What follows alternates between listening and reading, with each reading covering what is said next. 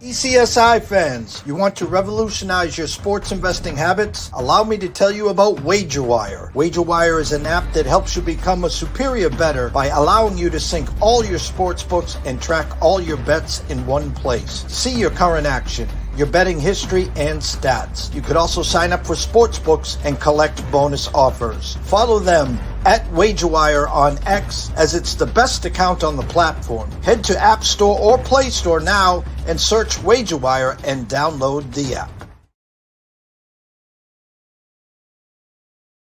Excuse me, Mr. DJ. Hey, check this out. We got a great show coming your way. From the ECSI Sports Studios, it's the Midday Market Report with Jeff Dawson.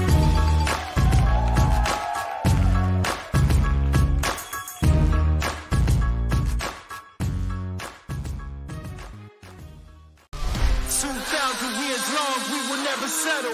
Hard days, no way, with a heavy metal. No time, no fail, won't stop here. Like a torch to a flame when it burns hot. Won't stop, come on, baby, higher. Like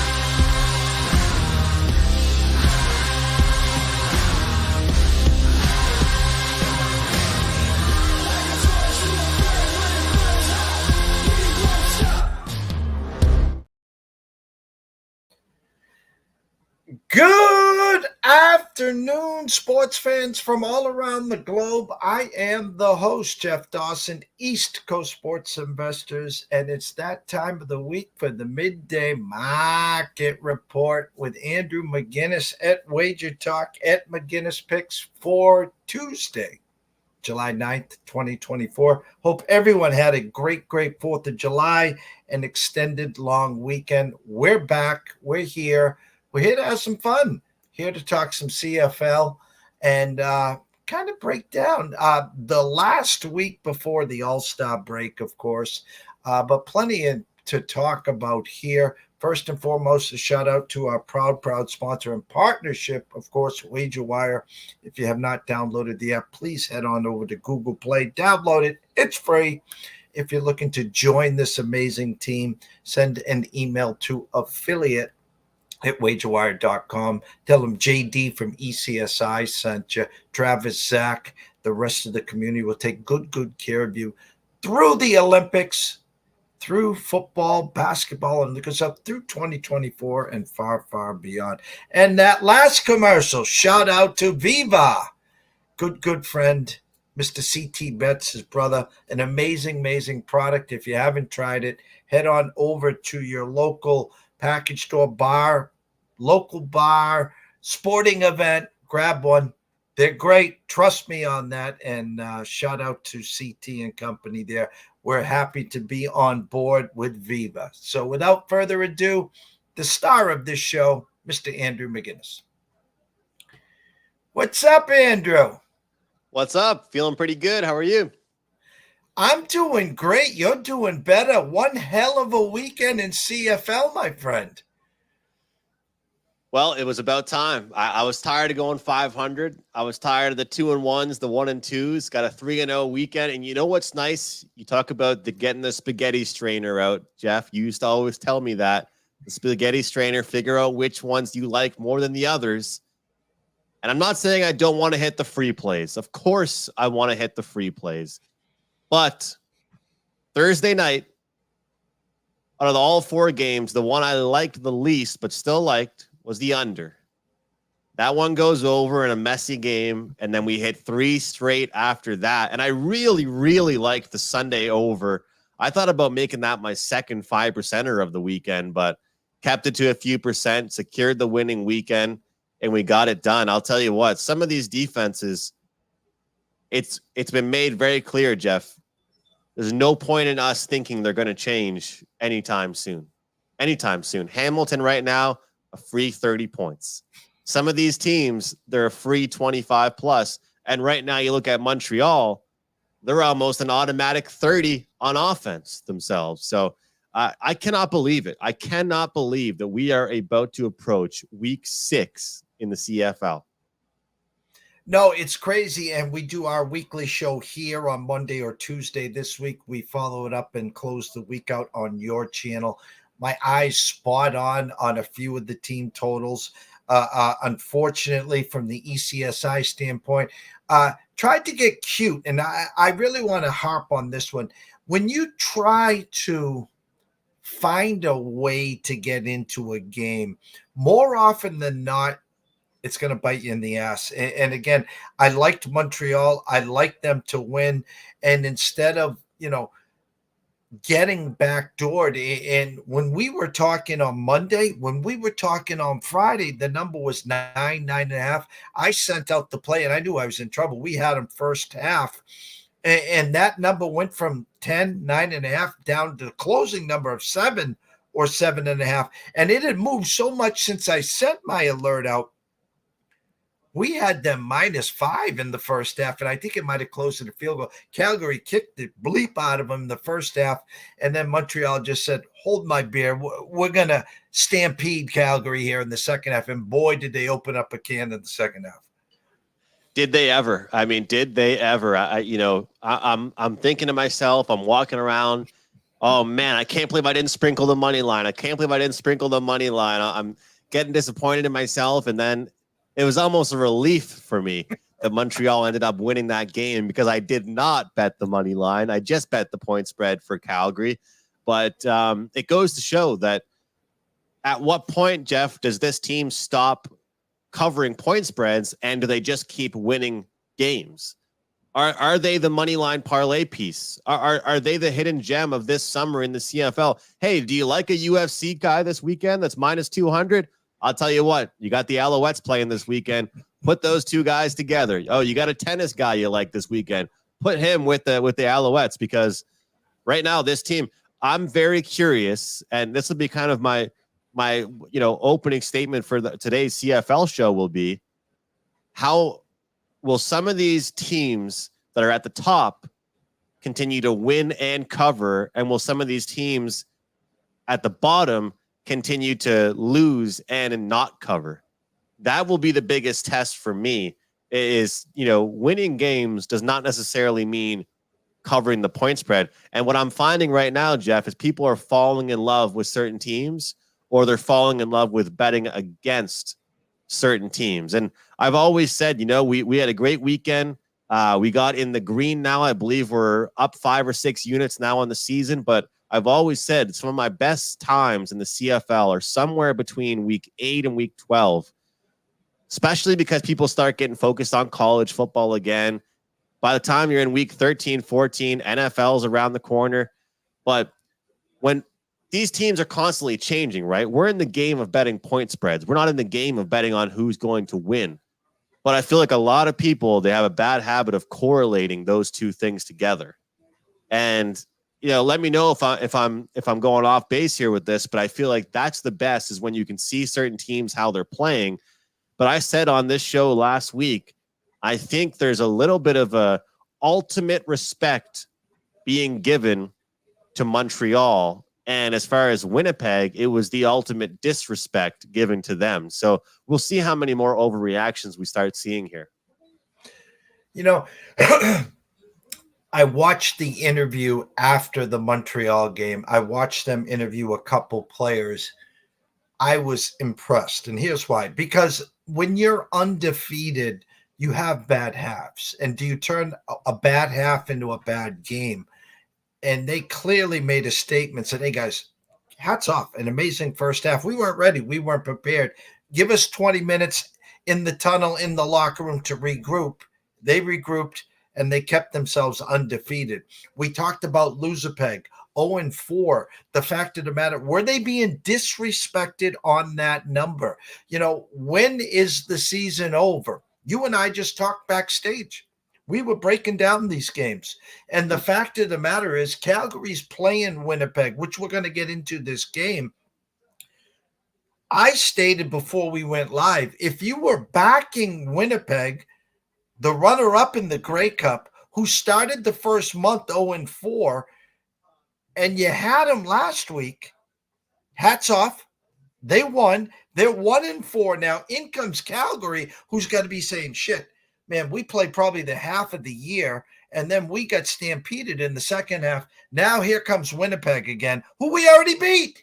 Yeah, exactly. Exactly. And then you got people thinking, well, is this number good enough? Is this number, bettable? Should I take this? And now there's two sides of the coin, right? Because like you said, we've got the team, but what was the point spread that Calgary just covered? 9.5. Seven even. 7. It's 7. So go ahead. Still, point being is though, now they're pretty much being asked to win. I mean, well, I guess now it's at 3.5, 4, but at the opening number of 2.5, you're pretty much asking them to win the game. But you want to hear the funny of the story is that DraftKings now it's 4.5. So you're telling me right now, if Montreal was to walk back into Winnipeg, Montreal would only be 2.5-point favorites. Remember, they played opening day in Winnipeg, and Winnipeg was like 5-6-point favorites. Exactly. And that's the thing. I feel like that's our job in the CFL. It's way different than NFL, Jeff, because there's 9 teams. So it's so different for us to correlate how we feel a team is performing versus how they're going to perform against the point spread. In the NFL, I find a lot of times, especially early on, I feel like, there's some crazy percentages. I'm not going to throw a number out there because I can't remember it. But a lot of the times, like if you like, what do they say? Like if you like a dog in the NFL, what is it? Between like 3 and 5 or something, you have to bet at least a little bit on the money line too, right? A lot of people say that. And that makes sense. But in the CFL, we see Calgary at +7, +9.5. All of a sudden here in this one, they're +2.5, 3.5, 4.5. It's like, okay, well, what number is good enough for us to be able to get some money in on Calgary again? That's the big question. So I'm interested by it. But as we talked backstage, are the Winnipeg Blue Bombers back? That to me is the biggest question. Can Jeff Dawson call them Winnipeg again? Or are they still lose-a-peg with their lose-a-peg record? I'll give you the updated records here. Montreal 5-0 straight up, 3-2 ATS. Ottawa 2-2, 2-2 ATS. Toronto 2-2, but 1-3 ATS. Their only cover was week 1 against BC. Here's the interesting one in the East. Hamilton 0-5 straight up, 0-5 ATS. So it's something to look forward to. They're going out to a bye week, so we don't have to put them onto our television screen, thankfully. And then in the West, you've got 4-0 Saskatchewan straight up, 4-0 against the spread, 4-0 to the over this Saskatchewan team. Something worth mentioning, BC 4-1 straight up, 3-2 ATS. Calgary 2-2 straight up, 3-1 ATS. Winnipeg 1-4, 1-4. Edmonton favorites this week, 0-4 straight up, 3-1 against the spread. What surprises you out of that list? What surprises me on that list? Well, the fact I don't have the number in front of me, but the other, I think, point to be made is probably Hamilton is 5-0 to the over, I would assume at this point too, right? Yeah. Hamilton 4-1. 4-1. Shout out to Daniel Berry Sports Highlights. Daniel, welcome. Hopefully you had a great 4th of July here. Obviously Montreal, they're the elite. They're the champs. You got to beat the champs to be the champs. I am very curious on Winnipeg this week. Let's see if they can get to 2-4. Again, favorites against a Calgary team that I think it's a perfect spot for. I don't want to use the word letdown because I don't think letdown's fair, but everything to me points to Winnipeg on this game because they lost to them already. They finally got their first win, and Calgary played their bleeps off first half, got steamrolled in the second. I think this is a perfect spot, and we talked about it on Friday. You let Calgary hang around, you're in trouble. Well, Winnipeg didn't allow them. Montreal didn't allow them to hang around. They just said, here, You run with it the first half, and then we'll regroup and get in the second half. I like Winnipeg here, box to wire. And where I was going in my initial statement was study long, study wrong. Okay? When you try to get into whatever sporting event game it is, when you're trying, I really don't like the 10, but hey, I like the -5 first half. And if your team gets off to a bad start in the first half, a turnover, a pick six, a missed field goal, an opportunity, it was 7-0. And I'm like, all right, I'm on the right side. In the blink of an eye, it was 7-7. Second quarter, give up that field goal 10-7, and I'm laying 5. I'm like, I'm done. And I think the halftime score was like 22-13. It was like no bueno. And that's the thing is, the live number 2 tells you all you need to know about the books thought about Montreal too, Jeff. The books had no doubt in their mind they had a chance to come back, because based on what the opening number was and based on what the score was at halftime, you'd think Calgary had a chance to win the game. Nope. The book said, yeah, they're going to win the game. They're just not going to cover. That's going to be the deal with this team. So it's interesting, though. We've got pretty much 2 teams laying a touchdown, then 2 teams in that 3 or 4 kind of point spread range here this week. Well, I'm going to go right down the board. Thursday night, July 11th, Toronto travels to Montreal. I'm going to use DraftKings to the left. I get some action over here on WagerTalk.com /odds to my right. I got Montreal -7, -102. Toronto +7, -118. Over under 51, -110 either which way. A money line of 310 to Montreal. Toronto +250. I want to just say it this way, the way I read this game. It's almost like the books are telling me Montreal's going to win this game, but they're almost enticing me to say, well, listen, Calgary, it was 9.5. It closed at 7.5. And usually a lot of times, Andrew, when you see that late steam, it's the banana in the tailpipe. Oh, I didn't get in. Yeah. And it'll be interesting. I think this number sticks at 7. Maybe it goes to 7.5. Maybe it goes to 6.5 with a 51. Some quick math here: 27, 24, 30, 20. This has got that 28-23 number. Montreal wins. The Argos find a way to cover. That's the way I'm reading this game right now. We're reading the same playbook so far, Jeff. I'm right there with you. And there's something so enjoyable about kind of being on that bold side. And that's kind of how I felt last week. It was a bit of a thrill backing Winnipeg for a 5%er. Backup quarterback, winless team, playing a team that they already lost to. And I kind of feel similar to this one. We just kind of ran through every team's against the spread and straight up records. The last time the Toronto Argonauts covered a point spread, it was in week 1. It was when you and I were previewing these teams and quarterbacks and what they were all capable of. And if you remember, I was the one that was saying, Chad Kelly, who? Cameron Dukes is a good quarterback. Well, he couldn't have looked more disappointing the last 2 weeks. What did he face the last 2 weeks? Pass rush.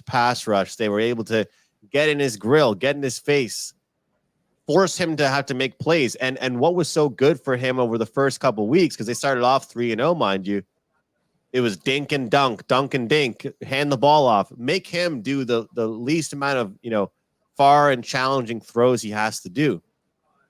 We're even getting to the point now where I'm reading some articles that apparently they think that before some writers, and believe it or not, there are actually some controversial CFL writers out there that are saying they think before Chad Kelly comes back, we might see Nick Arbuckle, who is the 3rd string quarterback on the Argonauts. He used to be, we date way back, he used to be a 2nd stringer for Calgary. With all that being said, this seems to me like it's the ugly play of the week. And for all the people out there telling me, well, you can't make money betting against Montreal, they're 3-2 ATS. They've only won one more game against the spread than they've lost. So sure, like I said at the start of the show, Montreal are a team that knows how to win. Are they a team that you could pop into your parlay? Are they a team that's worth betting futures on? Yeah. But we're here in week 6 now. We're getting 6.5. Hell, DraftKings has given us a 7. They're the only book giving us a 7. And it's probably because DraftKings caters to people that love betting favorites. So they're like, here, go ahead, take the 7. I think it's interesting here because you take a look at the last meeting between these teams, and on 22 of 39 passing, Cameron Duke's only 199 yards, 0 passing touchdowns, and an interception. As much as this might sound kind of funny here, Jeff, but take it for what it is. As much as he's made more mistakes as of late, I think I've seen him progress, as in they've loosened the chain a little bit. You're not going to cover a point spread against Montreal by dinking and dunking. So I think that all they need is one game-breaking catch, one nice drive down the field that results in a well-timed touchdown. In the CFL, 6.5, 7 points is tough to cover. You said it yourself. Calgary went from 9.5 down to 7. Montreal wins but doesn't cover. Kadeem Carey had 9 carries only for 61 yards in that last game. The reason being, how can you run the ball if you're down by so many points? Final score 30-20. I think we see McMahon and Carey run the ball as much as they possibly can. A few well-timed tosses from Dukes, and I think that they hang around and cover the point spread. This is one of those games where, like I said, in the NFL, if you're taking a team, even at plus 6.5, Jeff, how often in the NFL are you taking a team at that range, but you don't think, well, they could probably win it? I'm not going to sit here and say Toronto's going to win the game. I think they hang around. I have confidence they hang around here. And I switched over to the team totals. I wasn't that far off. They got Montreal team total 29.5 over minus 120, the same that it's been the last couple weeks. Here's the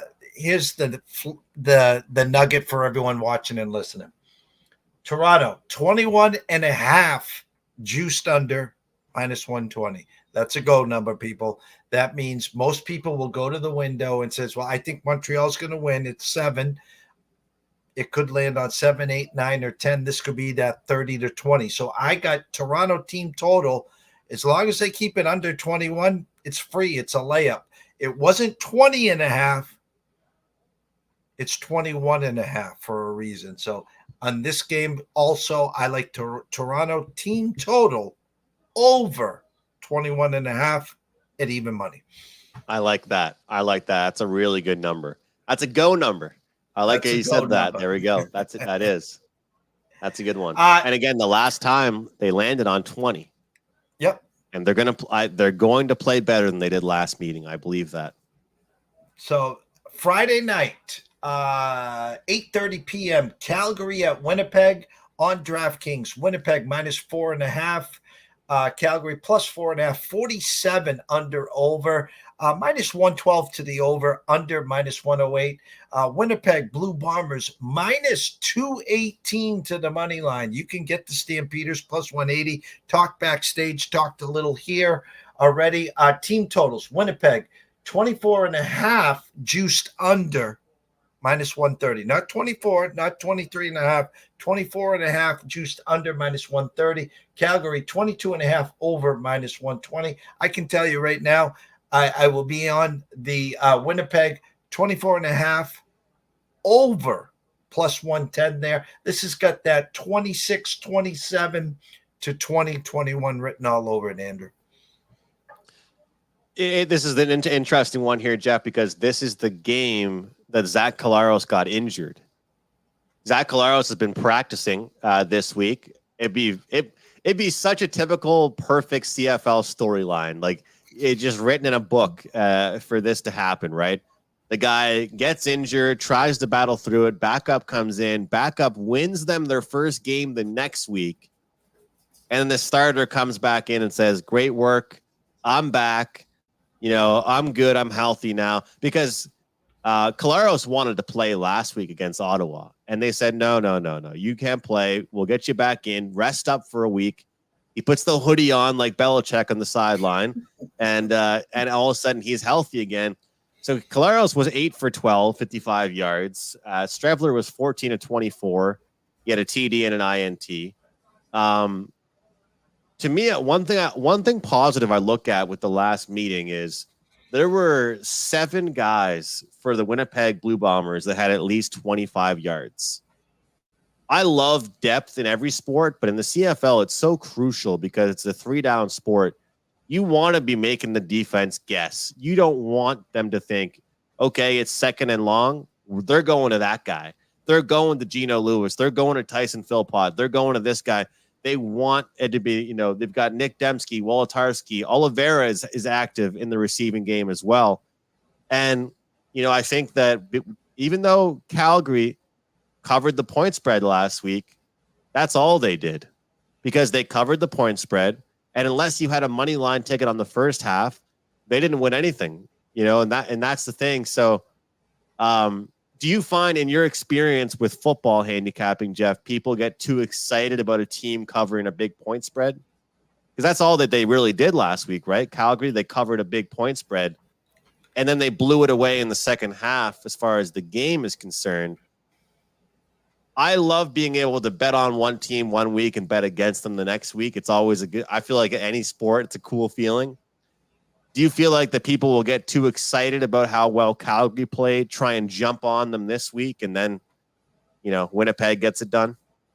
Yeah, I call them flash and fades. And going back to Montreal and Toronto, Montreal played such a bad first half and was able to save the game by a strong second half. I don't think, honestly, it would shock me if Toronto came in, not just covered, but stole that game. Again, Montreal, they have a first half blueprint on what Calgary did on how to beat them.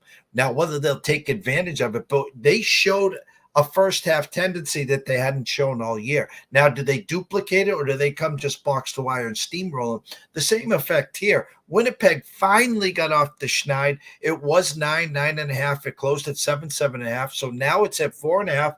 Maybe it closes at 5. So anyone that had Calgary as a backer last week, I think feels comfortable going to the window saying, Jesus, I took 7 against Montreal.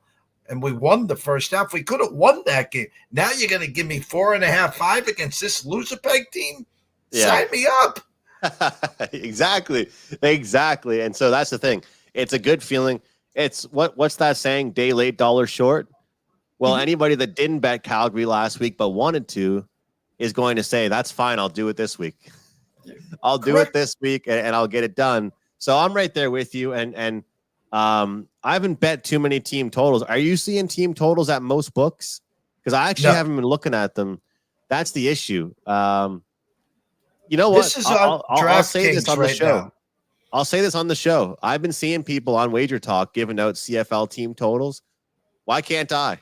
If I'm seeing people do it, because and this is the funny thing though. If I go, so you're on DraftKings where you are, Jeff, and seeing it, because where I am on the DraftKings that I am, I don't see it, which is interesting. But on FanDuel, I can see it. Is it under game props or? Well, I am getting the team totals right now on your WagerTalk page, and DraftKings is the only one showing it. So if I go to the actual game on DraftKings, let me hit game props. Nope, that's just win buys. Let me see if there's team totals up right now. Player props, player special halves. Nope.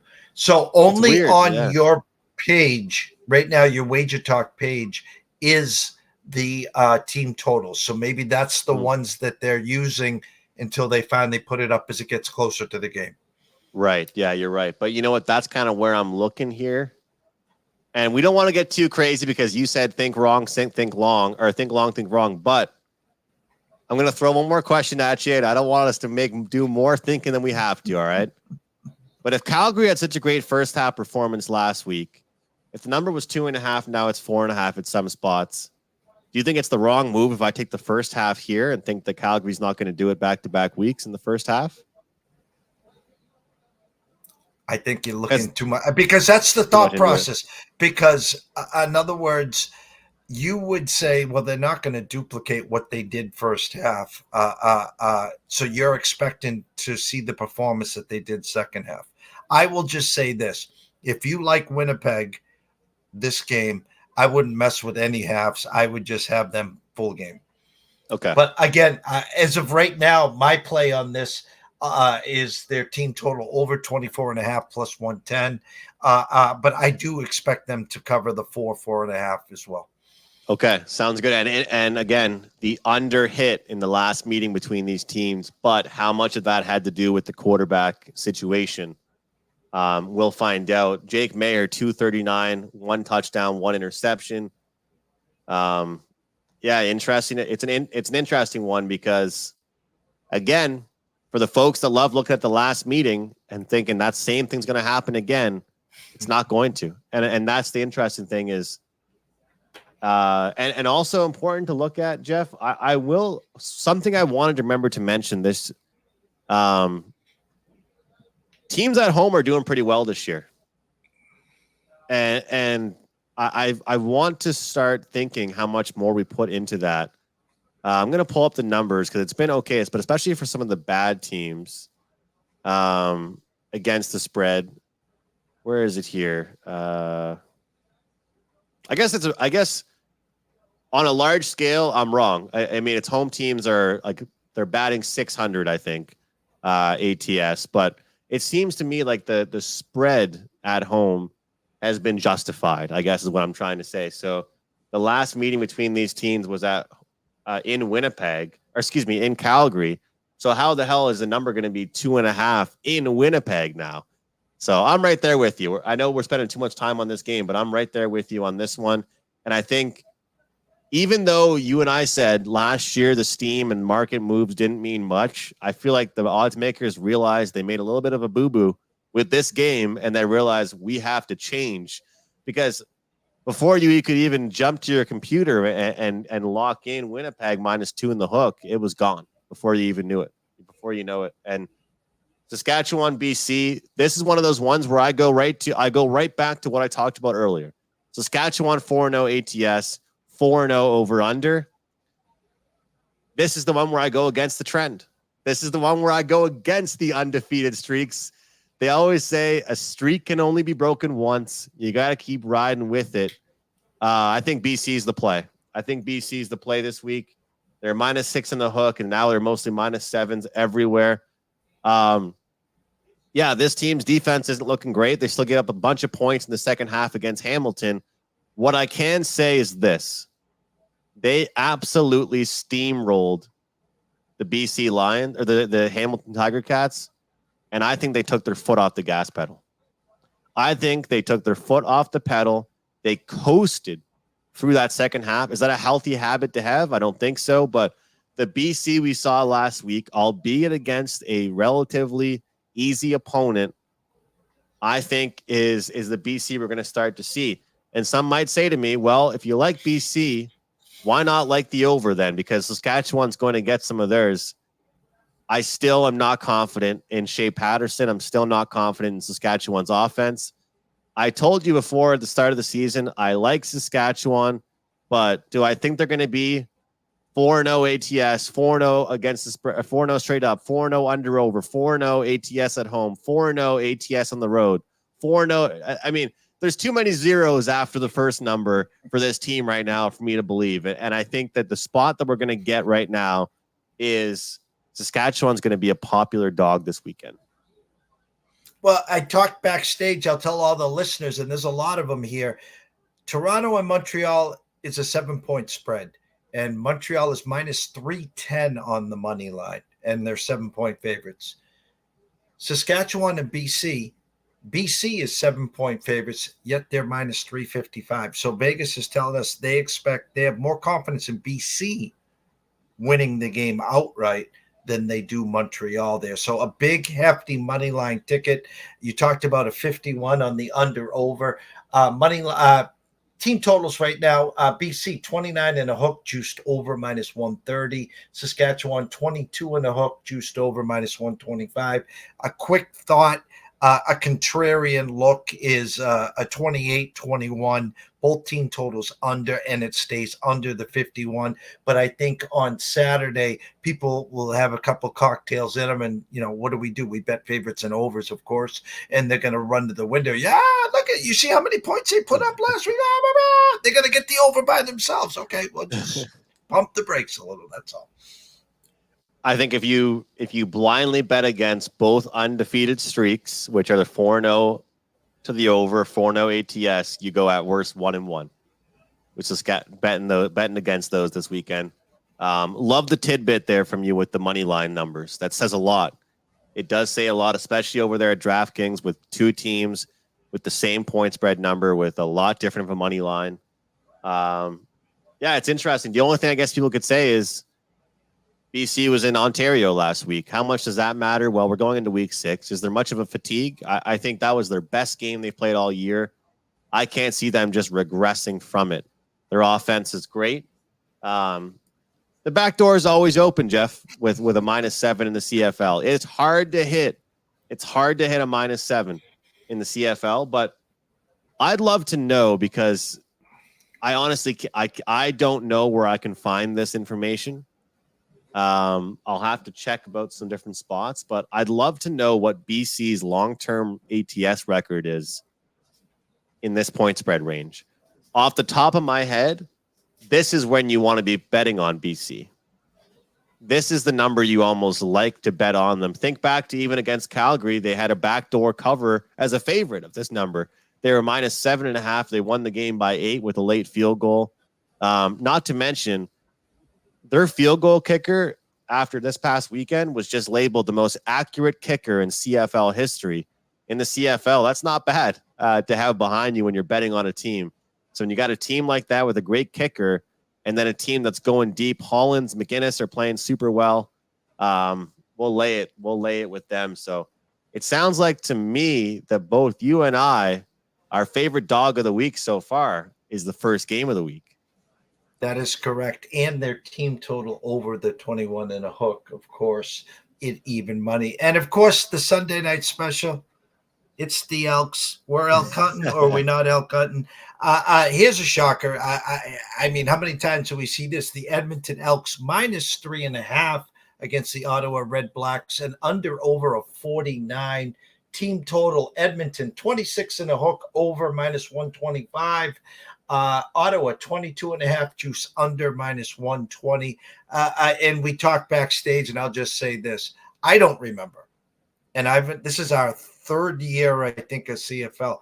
I can't ever remember Edmonton -185 on the money line. I don't. It's hard to remember. It's hard to remember. And the question you ask yourself now, after the abysmal start of 0-4 straight up, is this the game that they win? And I'll tell you what, if they win this game, they're covering the point spread. I mean, it's 3.5. I don't think they get. I don't think this Edmonton team, when they win their first game, I don't think they're winning by a field goal. Because any game that, if you told me already, Jeff, yeah, this game was decided by 3 points. You know what I'm telling you? Ottawa kicked a walk-off field goal and Edmonton lost at home again. I think that if they win, they have to win by 6 or more. They really do. 5, 6, 7. Coming off a bye, 0-4, but 3-1 ATS. Well, I mean, look, if we stop making jokes about the Elks and we put it in perspective, this team has been playing better football. The receivers have been good. They've got a run game. McLeod Bethel-Thompson has actually been a good pickup. Sure, they've struggled a little bit on defense here, but I got to shout out Christina, who is the social media manager for the CFL. She tweeted something out, Jeff, I wanted to read. I thought it was pretty interesting here. All 4 of Edmonton's games this year have been lost by a combined 17 points.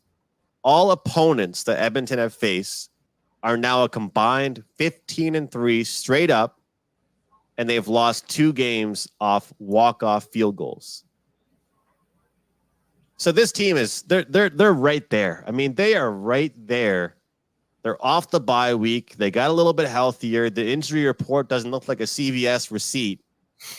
If there's not a week to bet at them, I mean, I don't know what is, because this to me, and this is the thing, you're going to have the people that are saying, well, I can't bet the Elks as a favorite now.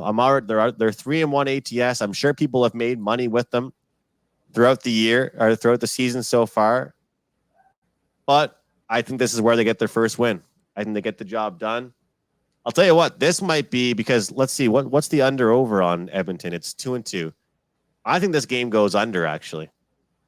I don't trust Ottawa's backup quarterback. I think Drew Brown has a concussion. The injury report, we're talking on this video on Tuesday, the 9th. The injury report usually comes out on Wednesday for these teams. Drew Brown took a dirty hit, the quarterback. So it looks like it'll be going second string, Dustin Crum, if that's the case. I don't trust him. And makes me wonder, what's the number on, because everyone keeps telling me this is a Dustin Crum number. So what's the number of Drew Brown's in? -4? To me, there's too much nonsense going on for Ottawa right now. I'll take Edmonton. Yeah, the 26.5 juiced over -125, and Ottawa 22.5 juiced under -120. Again, Jeff, why is it a go number at 21.5 and not 22.5? It's a good question. There's certain numbers that are go numbers, 31.5, especially in college football, is a go number for me. And we've been very, very successful. 33 in college football is a go number. Very successful. CFL, again, we pick our spots here. You talked about the under over 49. If I did a quick team total look, I could see Ottawa at 21 today. And I could see Edmonton at 26 or 27. So again, that adds up to 48. The under overs 49. So I do lean under. The other thing I'll say about Edmonton, you talked about the 15-3. You talked about the 17 points combined. Is they've had some great first halves. They've had some great third quarters, and man, they've had some shitty fourth quarters. They just run out of gas. Games that I was waiting in line to cash tickets, and I'm watching this fourth quarter, and I'm just like, it's confetti with like 4 minutes ago. I'm like, whoa, wait, what's going on here? Jeff, they have to set an under over for the amount of times that they show the coach, Chris Jones. He does this. He puts his hands on his knees, and you can just see he's like, are we actually going to lose this game? I mean, I'm setting it at least 6.5 alone for the second half, because the amount of times they go. And that's the thing, is that, I mean, if you look at it, I know they're 3-1 ATS. I know Gabe Morency from Sports Grid, he actually has a relationship with someone that works for them, and they couldn't care less that they're winning games point spread wise. They want to win. They don't care about the spread. It's Canadian football. I mean, nobody should, maybe unless you're a booster in college, but at the same time, they want to win. And this to me is a Christmas morning situation here for the Elks. I talked about the Christmas morning situation being Winnipeg -2.5 last week. I think that's the case here for Edmonton. Nobody, I'll make it clear in summary, nobody wants to lay points with an 0-4 team. Nobody. Why are they -3 then? Why are they -185 on the money line? That's my final case. Nobody wants to, if it seems too easy, it's not that easy. That's my last statement. I should put that on a shirt. The scroll has been going the whole time. Everyone here especially knows where to find you on X, at McInnis Picks, at WagerTalk. But as we always end our show here, no Friday show this week. Andrew will be traveling, has a nice weekend planned. We're going to try to get back here. Jesus, I already forgot. Monday, Wednesday next week, correct? Yes. Okay. All right. But as we always close with that little 7-yard button hook, tell them what you got in store for them at WagerTalk. First and foremost, I have to thank you for some winners lately, especially last night on the Twins. So, guys, make sure you're checking out Jeff, all the plays. I'm following along when I can. Nice winner. But for me, we had a 4th of July special going for 1 week last week. It did so well. we turned it into a 1 month special. So for $7 a day, one pick goes for $25. You can get $7 a day, 1 month pass over at WagerTalk. So my profile page, wt.buzz/am. You can get 1 month package from me that includes Major League Baseball, all my CFL best bets, the odd UFC play, and more for just $7 a day. That's the best promo right now for me here, Jeff. No coupon code needed. And again, people are busy in the summer. I'm busy in the summer. If you want the plays right to your phone, right to your email, you don't have to go buying them every day. $7 a day, you can't beat it. Guys, run on over to WagerTalk, find his profile, check the box, and that's it. It comes right to your phone via text and email. You know, whether you're at the golf course, the beach, the barbecue, playing volleyball, or just sitting on the couch, you never have to leave the house. The greatest thing since sliced bread. So at 6:15, Scotty Webb and In the Batter's Box will be here. No closing bell today or the rest of the week. Riley is away on work, so we'll just leave it at that. Tomorrow at 5 o'clock, me and Brady Kannon will be back for Tea Time Wagers, the Scottish Open. Will Rory defend? Thursday, Gam Lou is back for UFC. We're fired up for that. And then weather permitting, Friday, Sean Alvarez, Mr. Smooth, will be here for the Saratoga card. So for myself, Jeffrey Dawson, at EC Sports Investor, the one and only Andrew McInnis and McInnis Picks, we wish everyone a blessed day. Let's cash some CFL tickets. I think our eyes are spot on this week. I really do. So we'll see you soon.